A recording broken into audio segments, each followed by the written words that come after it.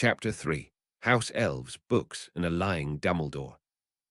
It was rather early when Harry left the bathroom freshly showered and nicely dressed, though not as posh as on the day before. He wasn't in the wizarding world where he had to live up to his name and status. Not that he had done that the last time around, but that might have been quite the problem, and this time he was a lord. Maybe it would change how the purebloods at Hogwarts would perceive him, but until then he wouldn't worry about that. Silently, he moved down the stairs, noticing that Hermione's door was still closed, and it hadn't looked like someone already had been in the bathroom.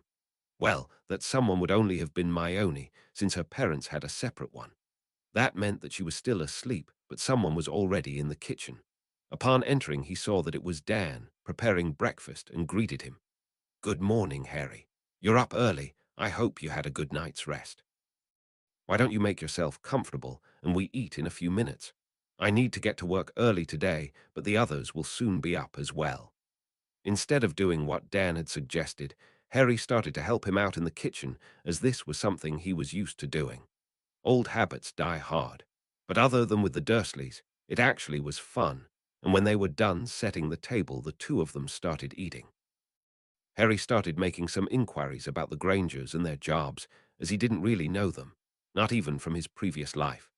Both Dan and Emma were successful dentists with their own practice and lived a quiet and happy life in the suburbs. Just like their daughter, they were well educated and enjoyed reading just as much as their yearly vacations in southern France or skiing in the Alps.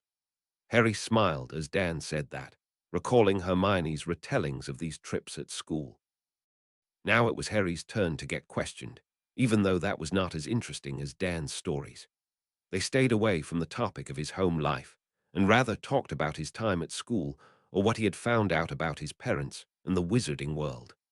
Just as Harry told the story of his hair regrowing overnight when Petunia had tried to cut it, the other members of the household stepped into the dining room. Mother and daughter were smiling when they heard the two laughing and joined them after a quick exchange of greetings. Right after Dan told how great Harry in the kitchen was, and how he had insisted on helping out, they continued the storytelling, and the young wizard told the story from the zoo a while back where he set the boa constrictor free. They all couldn't stop laughing at the thought of the stupid face Dudley must have made, and for the first time Harry was really glad that they were rather amused than afraid of his ability to speak parcel. Dan left shortly after breakfast, and Emma suggested that she'd take the kids into the city to go shopping and have a bit of fun before she had to work in the afternoon. The broad smile on Hermione's face showed how much she wanted to go buying clothes with, and for Harry, and he wasn't sure if he shouldn't be afraid of that. Emma laughed at his facial expression and told him not to worry, as Hermione just wanted the best for him. Laughing, he stated that he was not so sure about that, but that he'd go for it either way. Something about not wanting his friend to kick him out already, which resulted in her slapping him on his shoulder and acting disappointed before he smiled at her. Even though they all knew it was a joke, Emma felt the need to reassure him that this wouldn't happen, and his presence was absolutely no trouble for them. Within the short period of time he had been here, she had grown rather fond of him and the effect he had on her daughter. It was only a short drive to the next mall, and Hermione's enthusiasm was extreme, but he thought it was just very cute how she acted. In those moments, she fell back into being a kid rather than a grown-up in a kid's body. Something he couldn't do, at least not yet. But he tried, especially when she dragged him into a clothing store and selected a dozen different outfits, most of them very casual but still good-looking. Yes, from time to time, she handed him a piece of clothing she just gave him to look absolutely ridiculous and save that picture in her memory, but she was mostly serious.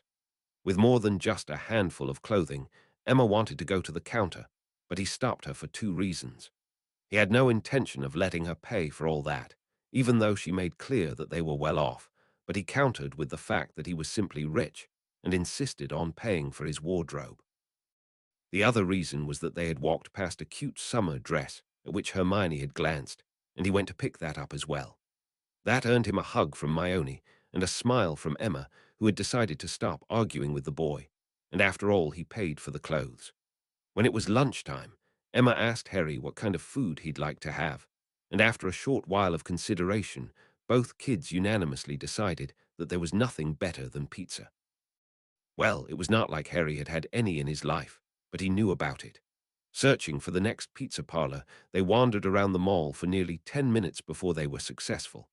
While Emma was rather quick at deciding, Harry and Hermione spent minutes looking over the menu until finally settling for a decision. After that, the three of them went back home rather quickly, as Emma had to go to work as well.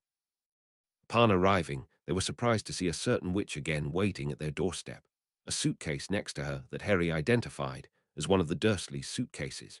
Professor McGonagall smiled when the two laughing kids left the car and quickly walked over to her.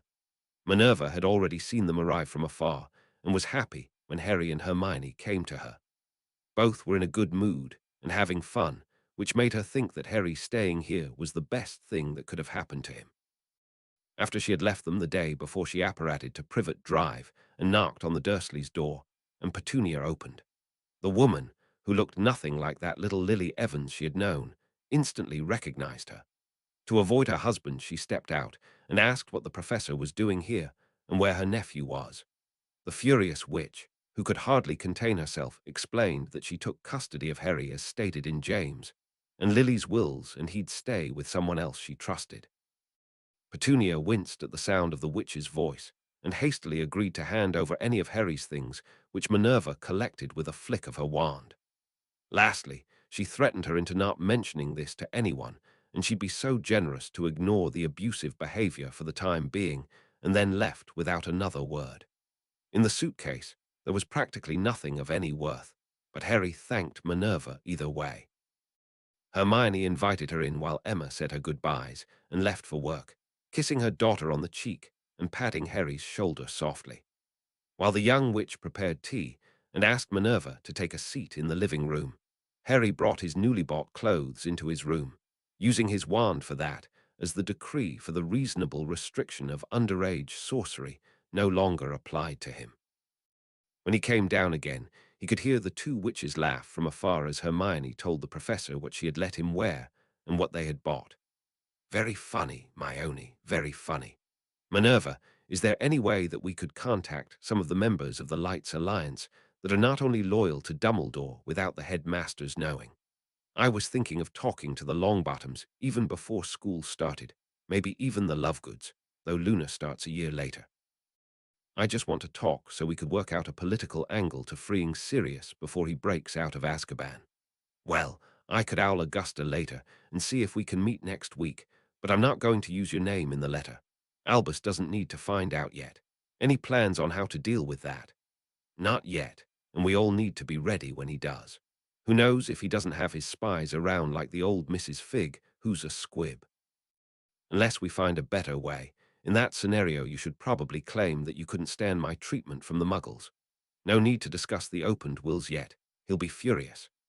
That was a good plan, and if they'd be able to meet with Neville before Hogwarts, that would be awesome. He suggested Diagon Alley as a meeting point because he hoped to get contacted by Gringotts before then, and Ollivander should probably have a look at his second wand, as this hadn't been used in centuries. Yes, it had the downsides of being a public place, but Mrs. Longbottom would more likely agree to that as to meeting in a private, not disclosed location, with not knowing whom to expect there aside from Minerva.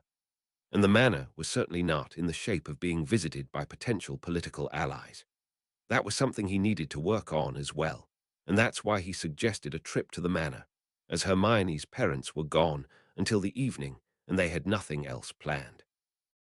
Myone was excited, as she still wanted to have a look at the library, so Harry summoned his robe, in case of bad weather later, as well as his friend's coat, and they sidelong apparated with Minerva, as she was now able to pass the wards. The three of them landed in the same room as last time, but something was different that made all of them raise their wands. Everything was dust-free and shiny, as if someone had started to clean the manor. And apparently that's exactly what had happened, because just seconds after their arrival, they heard a loud crack and a little house elf, dressed in the Potter's red colors, appeared and instantly greeted them. Lord Potter, we're delighted to have you back here.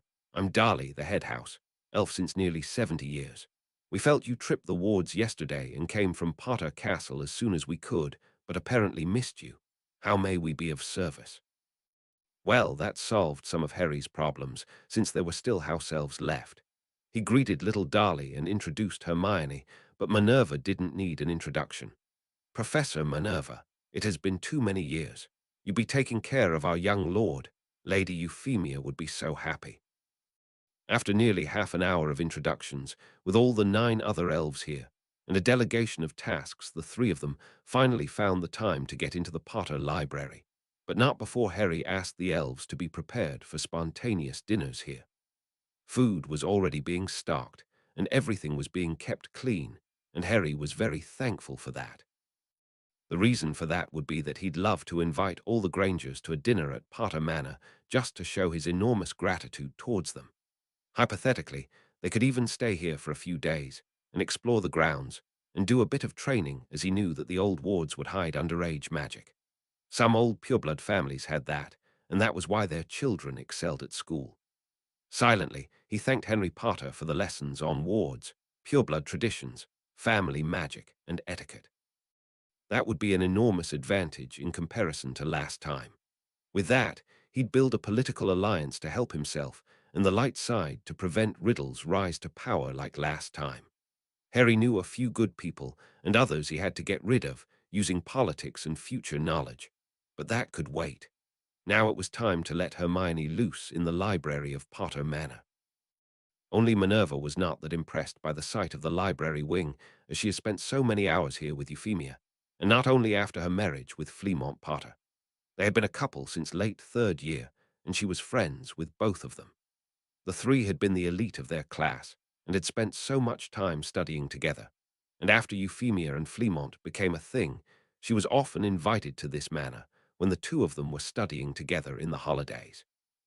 The majority of their OWL and NEWT studies had happened here. That's why it felt like a home to her.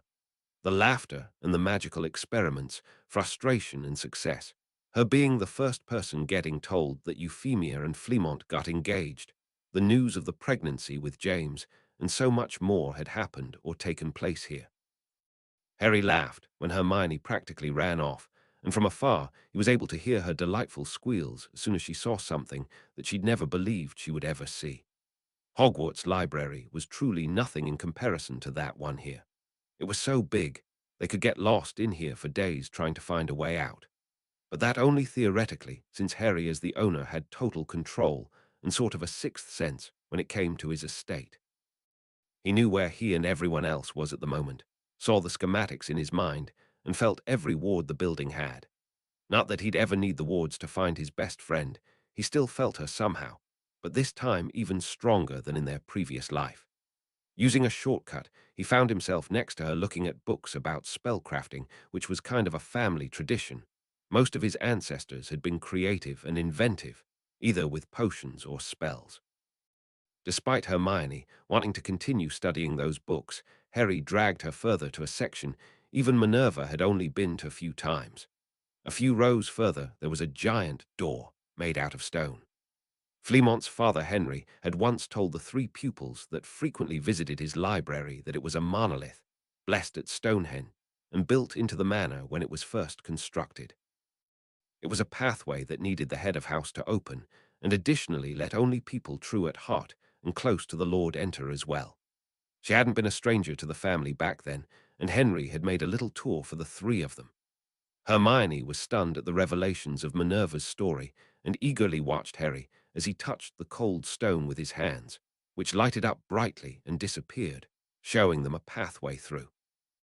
Harry indicated with a gesture that they should follow him through, and Hermione had to admit that it was one of the strangest feelings she ever had had when she entered the sacred section, as Harry had called it. While the 2 women attentively looked at every book and became more and more impressed, Harry walked towards an old, thick book cased in leather.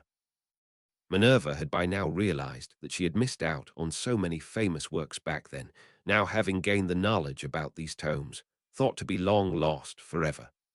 Harry knew that it would be hard for him to get the 2 women out of the room again, not that he couldn't understand their obsession, but that was not why he was here. The grimoire of the Potter family was in front of him. Since Linfrid, his eldest ancestor, This book has been carrying the secrets of the noble and most ancient House of Potter, including one spell Dumbledore surely would have loved to know the last time. With this one, he'd be able to cleanse Horcrux vessels without destroying them. Not so long ago, his family had been the strongest force of the light, and he intended to retake that position once again. This knowledge before him would be the key to his goals and the destruction of the Dark Lord. Harry carefully touched the old leather when something happened. It took Harry screaming to get the two witches away from the fascinating books on the shelves. Neither of them had any idea what had happened, but Harry's hand was still gripping the Potter grimoire. Bright blue flames appeared to be shot out of the book, surrounding Harry completely. Minerva's diagnostic spell came up empty as Harry was not being injured and seemed still healthy. During a more precise analysis of the readings, the flames suddenly vanished, and both witches, who were familiar with the diagnostic spell, saw the massive spike in Harry's magical power. Well, it wasn't exactly a spike, since it didn't go down again, and Minerva realized by then what had happened. Oh my, there must have been a binding on his core, potentially limiting his output or access. But the grimoire didn't allow that, and freed his master from all external influences. It seems like Harry was just running on 10%. How strong is he truly? And even more important, who the bloody hell did that? Hermione looked a bit surprised at Minerva's choice of words and continued to hurry to her friend, who seemed to be back to normal. At least under the presumption that the enormous amount of pulsating power that she was able to feel while just sitting next to him was considered normal. When Hermione delicately put her hand on Harry's shoulder, she felt overwhelmed for a fraction of a second until he had gained full control of his magical core. Even though Minerva had advised against it, Harry had read in the grimoire and was now familiar with a variety of spells only the Lord of the House of Potter could perform.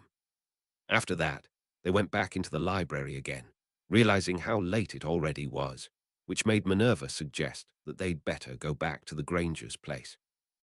They all agreed to that, but before they left, Harry used a summoning charm and shoved a few things in his robe's pockets.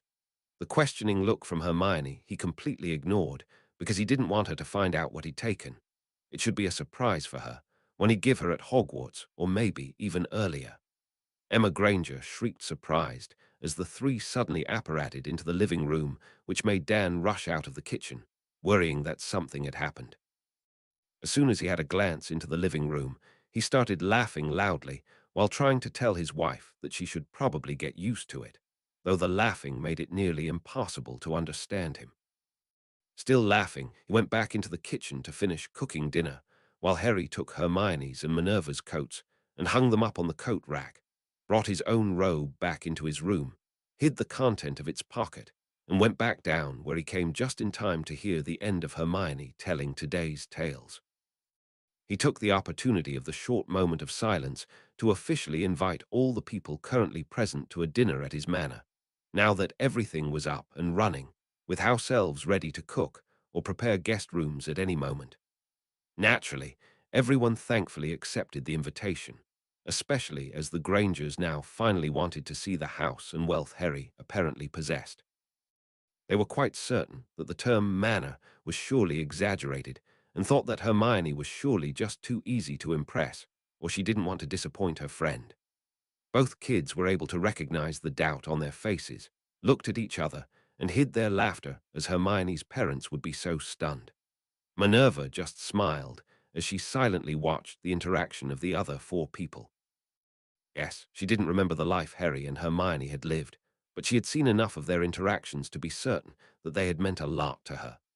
Gaining custody of Harry and placing him at the Grangers was one of the best ideas she had ever had, but surely no permanent solution. By the end of the first year, she might approach the boy about moving to Potter Manor permanently if he would accept her presence there. She usually lived at the school, but now her situation had completely changed. Her thoughts were abruptly interrupted when Dan asked Minerva if she'd like to stay for dinner, but she had to decline as the beginning of the school year came closer, and she as deputy headmistress had a tremendous amount of work to do in the meantime. After wishing everyone a good night, she apparated away, as close to Hogwarts as she could. When walking up the path leading to the main gate of the castle, she carefully planned her next steps. Minerva had a meeting with the headmaster coming up this very evening and wanted to hear his opinion on Harry's living conditions without giving away what she had done. Harry mistrusted Albus by now, but she still hoped that she would be able to avoid all those things she saw from happening.